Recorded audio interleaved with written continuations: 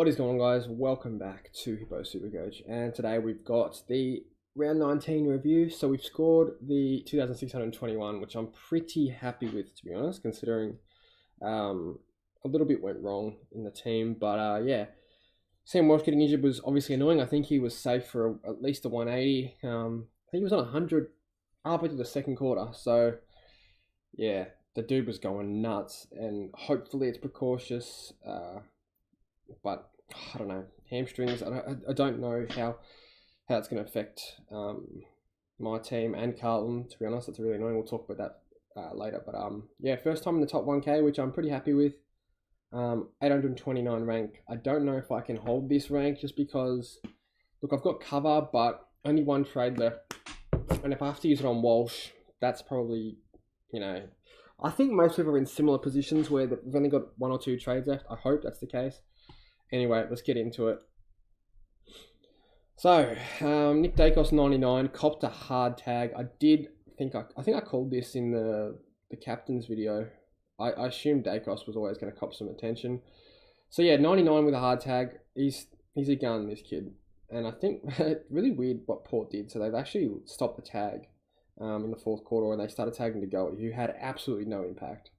I assume obviously it's like a mind game thing to throw off any of Collingwood's tactics, but it still seemed a little bit weird to me to just tag someone that wasn't doing anything anyway. But yeah, anyway, Tom Stewart 152, guys, just proving why he's a lock every single year. 114 average with that very low score in that too. So yeah, this guy's a beast. Start him every year. I thought he'd get tagged more often, but it looks like he's not going to be tagged, or he hasn't been tagged too much. And apparently he played midfield. I didn't see this game, but apparently he's playing in the midfield. So yeah, quite interesting stuff. Jordan Dawson 115. Yeah, another solid score from Dawson. Pretty intense game. I think he got some good scaling from that goal assist to Tex in that last minute or so. But yeah, very hectic game over there as well. Luke Ryan 111, solid score once again. Jack Sinclair, nice bounce back, 132. He's a big seesaw, Sinclair. I don't know why, but yeah, happy with his performance. And then Sheasel 126, stoked with that. That is the Sheasel we need. This kid has been an absolute monster in his rookie year, so he's got to win Rising Star. Like, if he doesn't, it's bullshit. Sincotta 72 on the bench, happy with that. He played pretty well, got a head knock. I don't know if he'll play this week, so hopefully he plays just so I can have some cover, because I don't know how the team's going to shape up. Bonson Pally 126, another good score from him. Merritt 105, it's solid. Neil 108 is okay. I had Windhager instead of Laird. I cannot believe Windhager scored 104. I'll take that. And I went him over Matthew Johnson, thank goodness. So yeah, little things like that can go massive. I think I had Johnson as the emergency and then Windhager on. So yeah, stoked with Windhager. What a beast.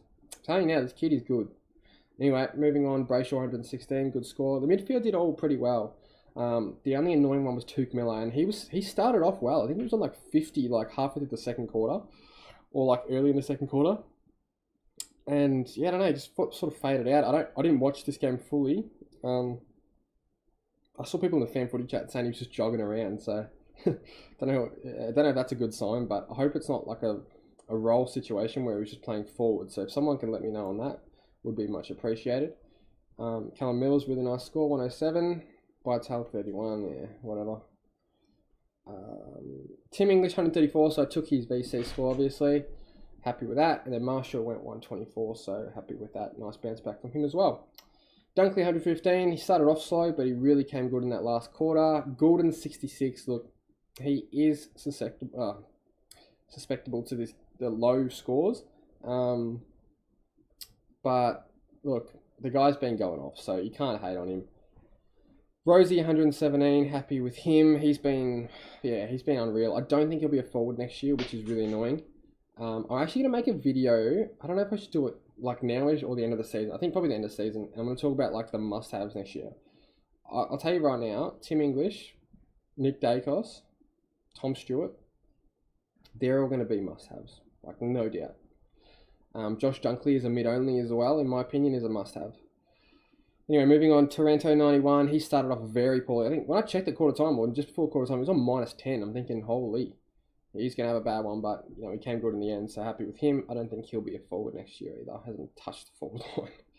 Cogs 114, good score, and Darcy Cameron 135. He dominated Lyset, so yeah, stoked with him. And then Ford and Marriage on the bench is good. So the state of the team is actually not too bad, only because we have cover on every line.